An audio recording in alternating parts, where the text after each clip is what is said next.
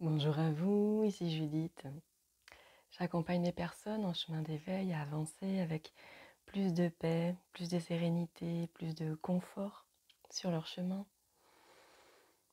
Mon but ultime, c'est de vous faire retrouver l'amour de vous-même, de votre incarnation, dans toutes les facettes de l'incarnation, d'aimer son corps, dans ses limites, d'aimer notre personnalité, nos émotions, nos pensées, nos croyances limitantes aussi, qui aussi structurent notre monde mental. Mon intention, c'est vous de faire aimer votre incarnation aussi dans tout ce qu'il y a autour de nous, autour de vous, d'aimer notre famille, d'aimer nos collègues, nos voisins, d'aimer la société, le monde dans lequel on vit. Ça ne veut pas dire qu'on légitimise ce qui se passe, qu'on est d'accord, mais d'être dans l'amour et la pleine acceptation. Mon principal outil, c'est l'alimentation pranique, la nourriture pranique, de se nourrir de lumière, pour venir vraiment connecter à cette magie de la vie et venir la sentir dans nos cellules et qu'elle puisse nous aider à avancer dans le chemin guidé par notre cœur. Et aujourd'hui, j'ai vraiment envie de vous parler, ça faisait longtemps que j'avais envie de faire cette vidéo sur la sécurité et le respect de notre corps, de nos limites dans les processus praniques.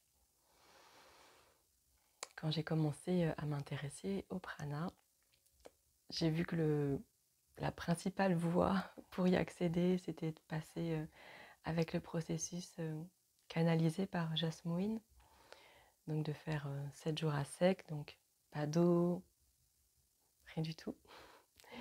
Après 7 jours avec des liquides dilués, 7 jours avec des liquides dilués avec un petit peu plus de calories. Il y a eu des morts qui ont tenté ça, et des gens qui ont réussi vraiment.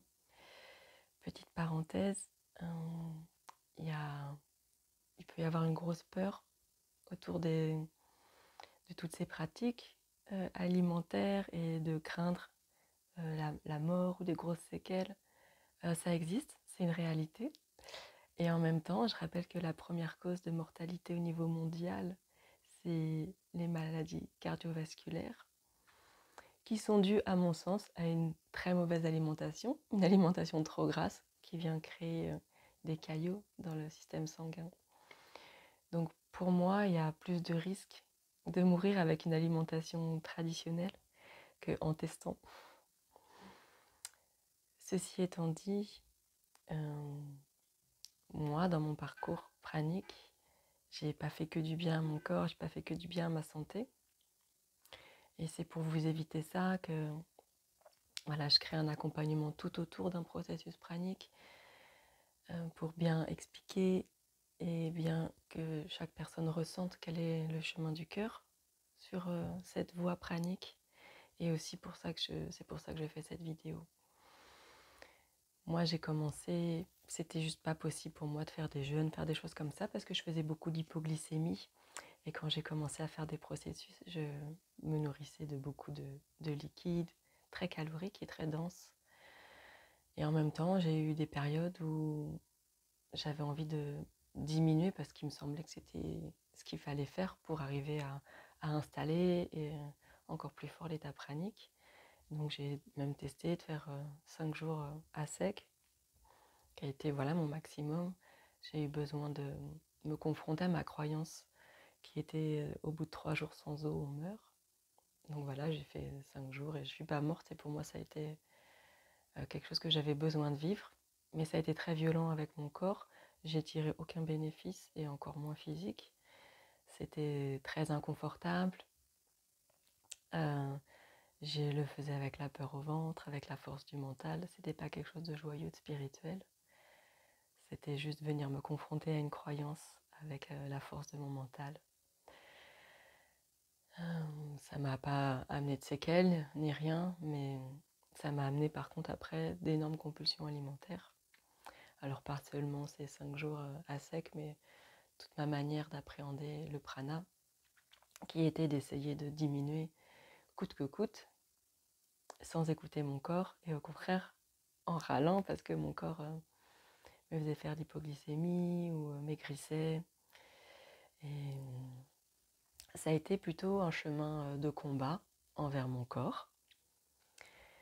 Et c'est vraiment ce que j'ai envie de vous éviter. Parce que quand on part en guerre contre son corps et contre ses limites, il en ressort rien de très très positif, rien de très confortable, ça c'est sûr. Et les quelques progrès que j'ai pu faire voilà, ont été comme remis à zéro par toutes les émotions intenses, les compulsions alimentaires et les mémoires de famine et de restrictions qui ont été remontées à la surface de manière très violente.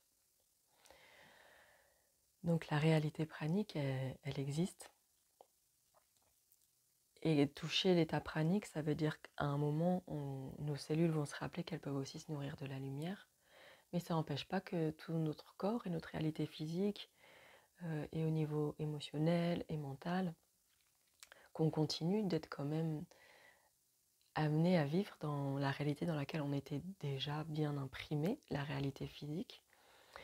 Et d'ouvrir nos cellules à la réalité pranique, ça n'enlève pas tout d'un coup. Il y a quelques personnes pour qui c'est le cas. Ces personnes-là, à mon sens, elles avaient déjà beaucoup avancé sur le chemin spirituel ou énergétique. Je sais que les personnes qui travaillent beaucoup l'énergie via les arts martiaux ont plus de facultés à atteindre le niveau pranique sans passer par tout ça, parce que voilà, il y a déjà un système nerveux qui est plus apaisé et une circulation énergétique et une maîtrise des énergies, etc. Voilà, c'est carrément tout un autre monde qui n'est pas du tout voilà, le monde dans lequel j'étais et que je suis.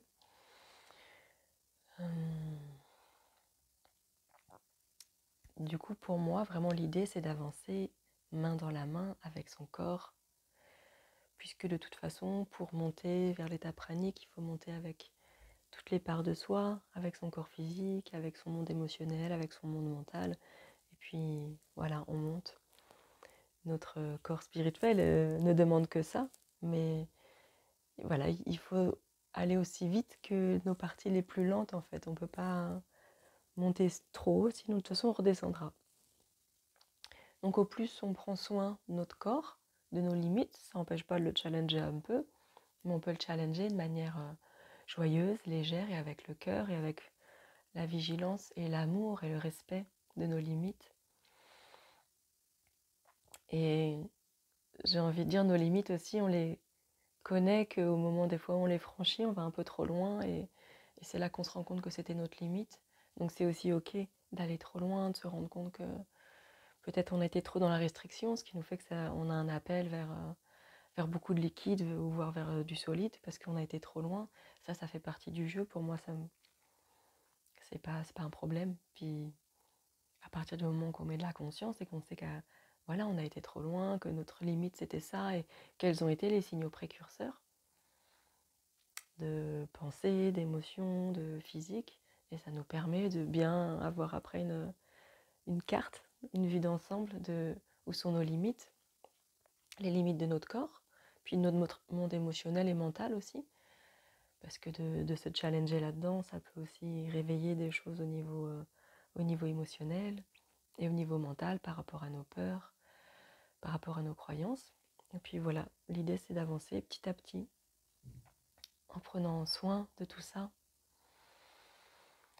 Pour moi, le chemin pranique, le but d'être en avancée sur notre chemin pranique, c'est de se faire du bien, de vivre encore mieux notre incarnation.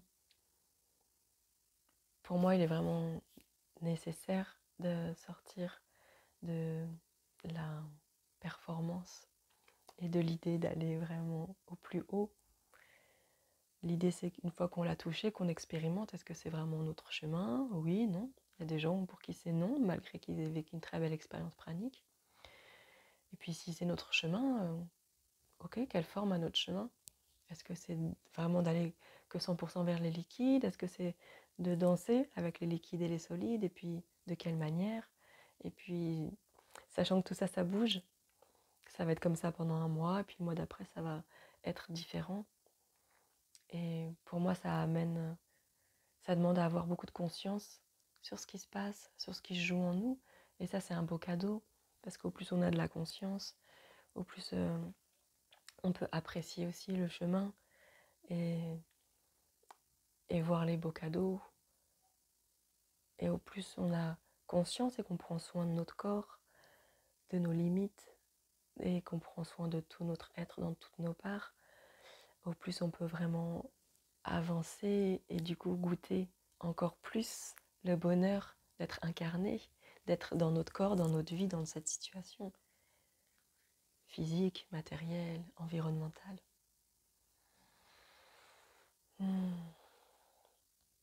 Voilà, il me semble que j'ai fait le tour de tout ce que je voulais vous partager, autour de prendre soin de, de nous dans ce chemin pranique.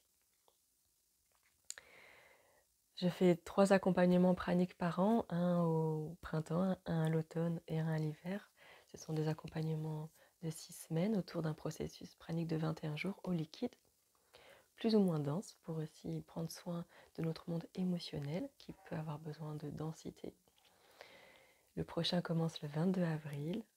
Il n'est que pour 5 personnes parce que j'ai à cœur d'avoir un accompagnement de qualité, de vraiment pouvoir créer un cocon, un espace avec beaucoup de bienveillance et la possibilité de créer vraiment du lien. Pendant ces 6 semaines, vous avez aussi accès à 3 rendez-vous individuels avec moi pour vraiment pouvoir œuvrer de manière très pointue et personnalisée. Vous avez toute la description de ce beau voyage que je vous propose sur mon site. Vous avez le lien juste en dessous de cette vidéo. Je vous envoie tout mon amour, toute ma lumière. Je vous dis à bientôt.